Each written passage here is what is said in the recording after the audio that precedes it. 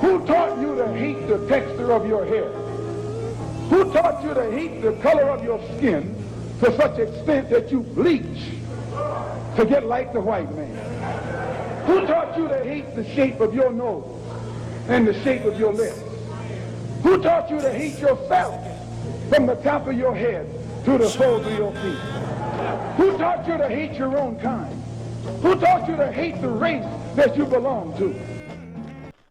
Don't let anybody make you think that God chose America as his divine messianic force to be a sort of policeman of the whole world. God has a way of standing before the nations with judgment, and it seems that I can hear God saying to America, you are too arrogant. If you don't change your ways, I will rise up and break the backbone of your power, and I'll place it in the hands of a nation that doesn't even know my name. Be still and know that I'm God. Welcome again to Street Talk. My name is Ahmad Shakaraka, and on Street Talk we deal with political, social, and economics here in Michigan, the U.S., and abroad. Now, joining me tonight, Pierre from Haiti, speaking French. And Mona Leshkar. Okay, before we go any further, give us a little bit about your background. Okay, well, I'm born and raised in Michigan. Okay. I am been married for 12 years. Okay. I am the mother of 5 children. My oldest is 15 and my youngest is 6. Okay.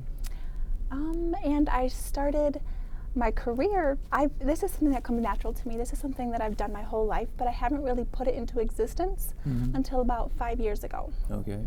Yeah, about 5 years ago, I decided positive is what I do. So I decided to help people with this.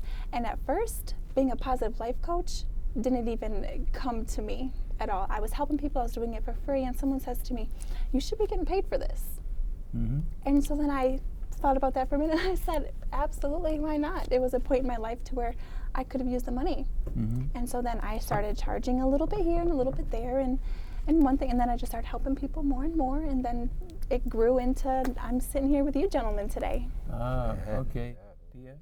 Yeah, well, my background, as you know, Ahmad, has been to be a teacher. I've been a teacher for the Lindsay School District for like 25 years, / counselor. And then I did some teaching of mathematics at the Lindsay Community College for 20 years. Okay. So the upper math level. So that's what I have been doing. So counseling and mathematics. Now, in terms of counseling, there is a huge relationship between what Mona is doing and what counseling is. Okay. Now, the big difference between life coaching, Mona is probably going to be focusing more On the present and the future. Okay. Take life as life is, and then trying to set goals with clients to be able to improve that life. Yep. Me, as a counselor, I base my focus on the past and try to find what is the blockage is in a client, and that keep them from functioning as they should be functioning in life. Now you was saying you now you do a lot of things, and so you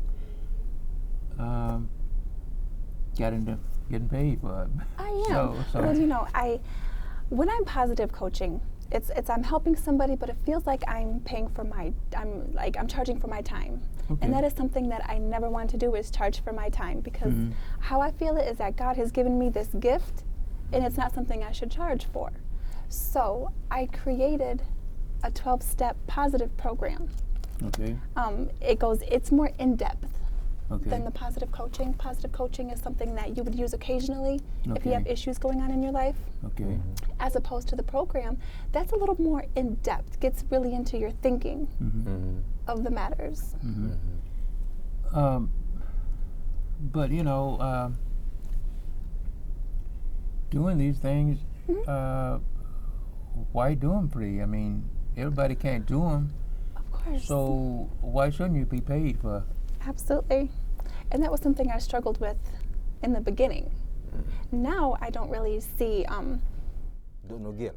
yes, there's no guilt, yes, in me There's no guilt. charging what I charge Right. because I am, you're benefiting from what I have to Right. offer. Right. And I will probably add to it, Mona, that in terms of what Mona does, which is helping people out of depression, it is a real service to the community. In the United States, actually, the statistics show that over 40,000 people die, commit suicide every year because the root cause of it is depression. So depression is really a disease, but at the same time, it can be as well a thought that people like Mona, as a life coach, can help redirect Okay. Yes. Okay. and relieve people from some recurring ideation, and that create, some problems in the mind. Absolutely, and I agree with you completely, and I'm glad you said that, Pierre, because that brings me to the talk of depression and how a lot of times doctors, they are so quick to prescribe medications. It doesn't really get to the root cause of the problems. It just covers it up. And so when you're able to talk with somebody and really adjust your thinking and have an understanding of how your thoughts play a part in your depression, I find it more beneficial and effective, honestly. So I don't have anything against the medications that doctors prescribe. Okay. However, I don't think it should be the first choice. Okay. Right. And I know 10, 15 years ago, that's the first thing the doctor did. Oh, Give absolutely. these little kids, give them, take this, 3 times a day and all of that. So, are we still in that where they giving the kids? Oh, they are. Yes, it is, because I have been in the field, and I spent 1 semester at Michigan State. As a counselor, I have seen a lot of medication being used instead of counseling, and those kids, the students who come for medication, they come for it because they are addicted to it. Absolutely. Now, when you talk to addiction, so then it's a new level of problems. It is a secondary problem added on to whatever reason that take them Caused it to to the begin with. counseling office in the first place. But we have to talk about other ways to deal with depression, and then Mona is one of them. There's therapy, people talk.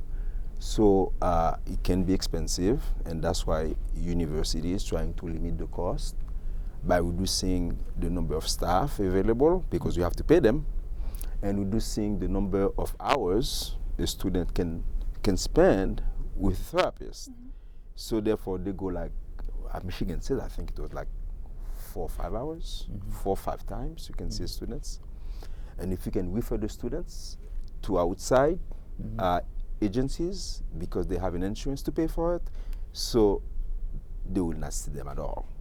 So they don't want to pay the money. The second way to deal with depression will probably to help people change their lifestyles, Absolutely. those kind of things. And that's what Mona is addressing as well. So when Mona is seeing somebody, she is going to make a diagnostics of what is necessary to do, and a plan of action so that person is going to follow, for that person to go from where that person was and then where that person should be.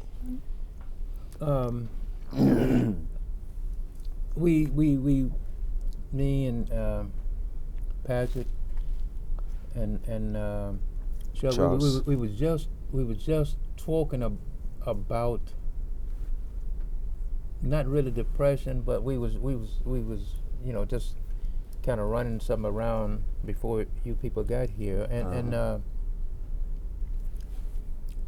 but do you find people with say, good jobs, Oh, absolutely.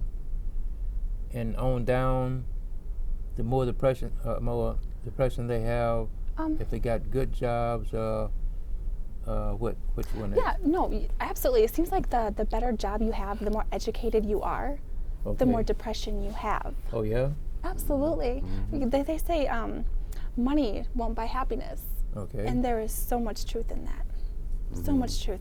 You can have these material things and it doesn't cover up the fact that you don't know who you are or what you want. Okay. You know, because a lot of times, especially nowadays, people don't know who they are or what they want because they're too busy trying to be the person next to them. Okay. They're too busy trying to get what this next person has. Okay. And so that's a big part of what I do, is I try to help people realize their own potential and their own purpose, to stop thinking what this person is thinking, stop caring what this person has to say about you, and find out what you have to say about yourself, type thing. Right. And so back to your question about higher up on the ladder and so down. I just wrote a post on my website. It was called, oh, forgive me. What is it called? I just wrote it yesterday, so I should have and there's no internet connection. Oh, the power of virtue. Okay. The power of virtue. No, I'm sorry. Positivity is a virtue. Okay. And the reason I say that is because positivity and virtue together equal power. Okay. And so then the point is part of my post was that poorest people are the happiest. Are the happiest? They are the happiest people because they don't have to care. They don't have to care what people think about them or say about them. Yes, they might not be financially off better than other people, but they know who they are. And to answer your questions as well, to adding on to what Mona was saying, so we have an example. Is this Robin Williams? Is the movie star who commits suicide, and Mrs. Dumbfire, the star of Mrs. Dumbfire, is Robin Williams. His name is. Yes. So depression is suicide is the face. Sometimes is the face of depression. So there is a lot of suicide coming out of it, and it is attacking not just the people who are, it's attacking everybody. Okay. And then especially the people in higher places Okay. who really don't have the time to sit down and know who they are, and sometimes have abuse of alcohol and drugs and sex and things like that, and hide whatever problem they have, personal problem, relationship problems, and kids problem, whatever it is, hide it to alcohol and drug and sex. And those are the people eventually who never understand that depression is sometimes an isolation problem. If you don't have a friend to talk to, if you don't have a social network around you, and if you don't have people who trust around you, you can talk to, so then. But you have to be careful. Are they giving you the right information? Yep. Because you can get information from anybody. Yeah, we can get information from anybody. Yes. But So, what kills people is the pride and not knowing that they have to talk to somebody, because you cannot see the depression. It is a mental thing, and people can put a happy face outside that you can see, but behind that face there is a lot of turmoil and drama in the personal life that's they won't tell you, and They're that's what covering up. lead them to depression and then lead them to suicide. And it happen anywhere. I've noticed a lot of times it's with high schoolers, especially being here in East Lansing. Okay. High schoolers are having it really bad. And my theory of the matter is because this is a university town. Okay. We've got frat houses, fraternity houses right next door to our high school. These high schoolers are trying to act older than what they are to fit in with these college students. Okay. And they're not mentally ready from my understanding, to be in that type of situation. So they're angry, they're frustrated, We've got it's really sad. we've got I can't remember now, but some of the schools, high schools in Lansing, don't some of them have 7th or 8th graders with the high school? Oh yeah. High schoolers? Yeah, all of them. All of them? Yeah, we have all 2 high school in Lansing. I have the 8th graders, and I think we're from. Well, the yeah, 6th, 7th, all and of them 8th graders together. are considered middle school still. Right, but they still house at the Lansing School District. They house with. Oh, in the Lansing School Yeah. District. Okay. If you go to Everett, you're going to see the 6th and 8th graders along with the high schoolers. If you go to Saxon, it's the same way, and if you go to Eastern, Lansing Eastern is the same way. But this is not without any problems, because that lead the adults. For example, if you call adults or more mature kids, the high schoolers, they are around the 8th graders, and you don't know that relationship lead to solid bonding, and it is not good for them. Not at all. So, speaking of that, now, if some 8th or 9th grader is running around with some senior, I mean, that's unbalanced, isn't it? It is unbalanced. It is unbalanced. So eventually, that lifestyle, so we address lifestyle, is going to lead to it as well.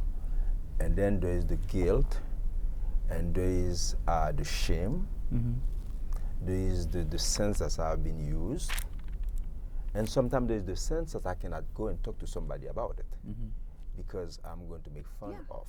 Okay. And a lot of times these kids, they know better. They know better than to do this, Yeah. but they do it anyway. And so now they're Yeah. ashamed, like you said. They're Yep. ashamed to talk about it, even though they know they shouldn't have done Yeah. this, but they wanted to fit in somewhere.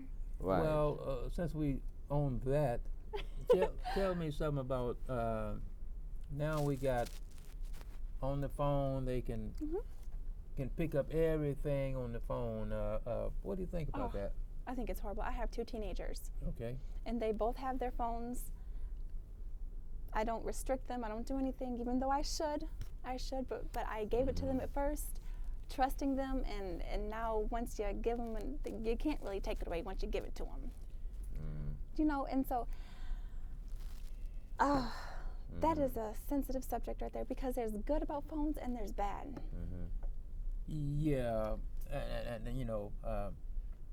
me and Patrick's older people, but to me, it is one of the things that really, even though it's positive, but it really messed up things, far as I'm concerned, because the kids can get anything and see anything and all of that. To me, that's Well, it is that, and it is as well the fact that the parents sometimes are not available because they have to work, and now we're going from the upper class to the lower class, where both parents have to work, and sometimes the kids are unsupervised, and the phone is necessary because the phone is going to establish there is an emergency, and communication, and it is necessary. But like Mona said, the phone is a two-way street. You can use it for good or for bad. okay. And there are the problems as well. So when people are treating depression, there are things that can be done beyond medication. For example, you have to make sure that somebody has enough sleep. Lack of sleep is going to increase depression instead of decreasing it. Now, there's the nutrition factor. You have to make sure that the kids are eating. If you go to the school lunch, the crap that you see in the school lunch is so bad for the kids.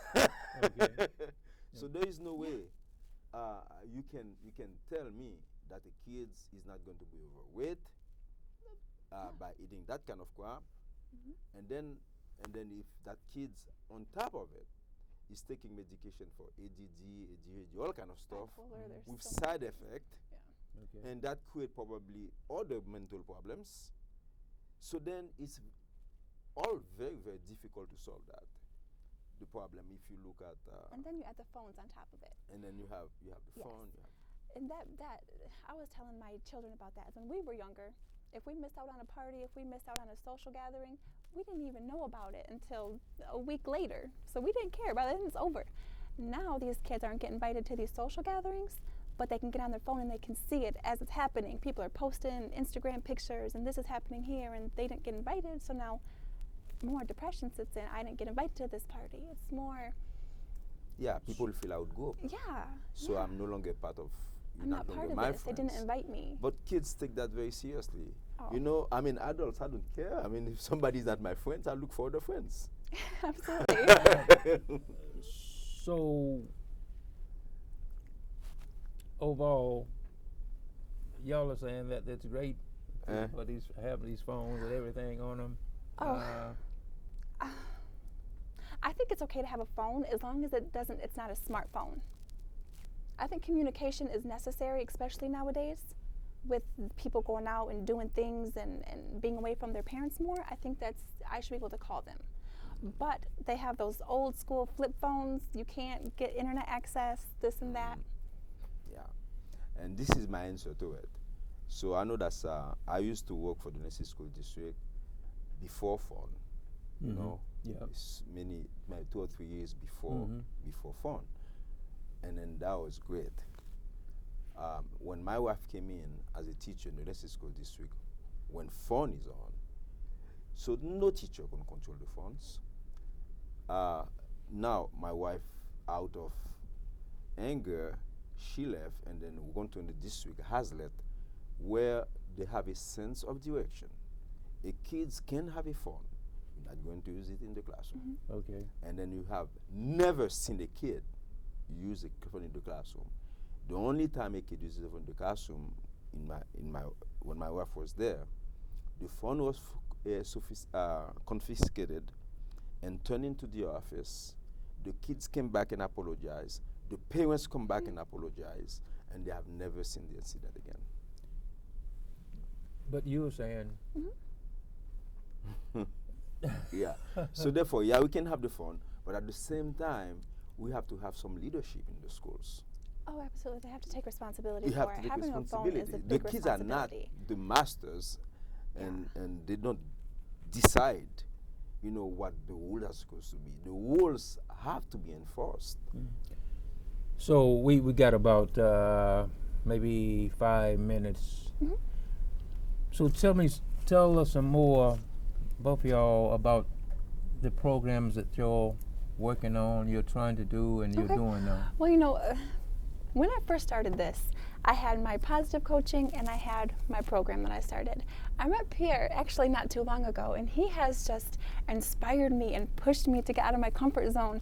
Like, I never even would have imagined coming here to do a podcast like this until he's like, you know, you should do this, you should do this, only because I didn't really have nobody in my corner.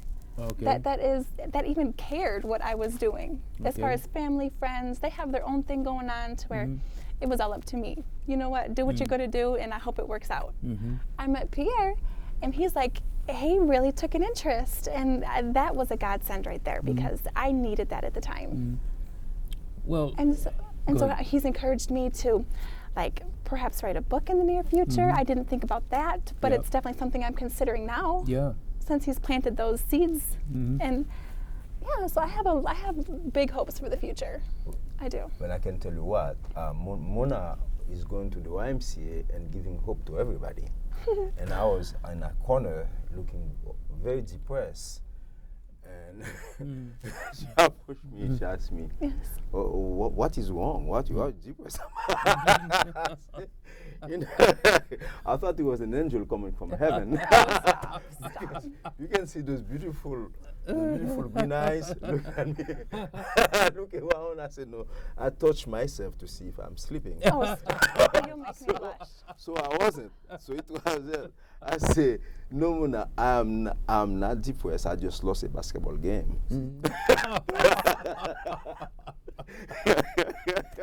Oh wow. So then when she told me that she is a life coach, And I know a lot of my friends are life coach, Oh, and okay. I introduced her to at least one Yes, you did. one who is a life coach, and then and in fact tomorrow we're going to meet with him Yes, we are. together. And then I've been a counselor for like so many years, so I have resources and books and things like that. I happily share that with her. He did. You know, No, so- the thing about life coaching that I do want to mention is that you have to be really careful, because being a life coach doesn't require any credentials. Okay. There's no certificates that you have to have, like legally. There's no schooling that's Okay. required in order Okay. to call yourself a coach. A roofer could call himself a coach if he Okay. wanted to. So when picking a coach, you have to be really careful and know what the person, they have to know what they're talking about if they can really help you. That's how come there's coaches for literally everything. They have relationship coaches, divorce coaches, empty nest coaches. Yeah. And so specifically, I'm not just a life coach because I don't handle all parts of your life. I'm specifically a positive life coach. Okay. I deal with, you have struggles going on in your life, I can help you find the silver linings Okay. to those struggles. And so that was my niche. That's what came natural to me, and so that's what I do. So, you say you plan to write a book? I do. And, Yeah. and because right now is the time, if you're going to write a book, now's the time to write one. We got about 2 minutes. What are some of the things that the average person out here, maybe they don't know they have, those ups and down type of problems and everything? Yeah. Well, there's a lot of misconceptions about life coaching. So people think that you have to be sick and to talk to a life coach, and or so they are a therapist, but life coach is not a therapy. Yeah. You know, it's a different focus. So people need to know that they can see a coach whenever they need to improve an aspect of their life. And then that's what life coach is all about. So and this, not just Mona is available, and I hope that somebody is going to hear that forecast in the internet and know that she is available. She's going to probably give some phone messages, way for you to be contacted if somebody Absolutely. want to talk to you. And a about lot of times people will problems ask me, well, what makes you qualified to help me? Since you don't have these credentials, since you don't have these certificates. Because I've been there. I've been the person sitting in the corner with depression. I've been the person struggling and financially like mother of 5 kids and didn't have no motivation to do that. I've been that person, and I pulled myself out of that. So I do have the experience necessary to help people in that same position. and the passion. Yes, and the passion. Oh, absolutely. Okay. Okay. We've just we at the end of this, Oh, and thanks for coming on. Oh, of course. thank you Thank you for so coming much on. for Thank having you. us. Thank you. Thank you. My name is Ahmad Shakaraki, and we catch you down the next block. Peace. Who taught you to hate the texture of your hair? Who taught you to hate the color of your skin to such extent that you bleach to get like the white man? Who taught you to hate the shape of your nose and the shape of your lips? Who taught you to hate yourself from the top of your head to the soles of your feet? Who taught you to hate your own kind? Who taught you to hate the race that you belong to? Don't let anybody make you think that God chose America as his divine messianic force to be a sort of policeman of the whole world. God has a way of standing before the nations with judgment, and it seems that I can hear God saying to America, you are too arrogant. If you don't change your ways, I will rise up and break the backbone of your power, and I'll place it in the hands of a nation that doesn't even know my name. Be still and know that I'm God.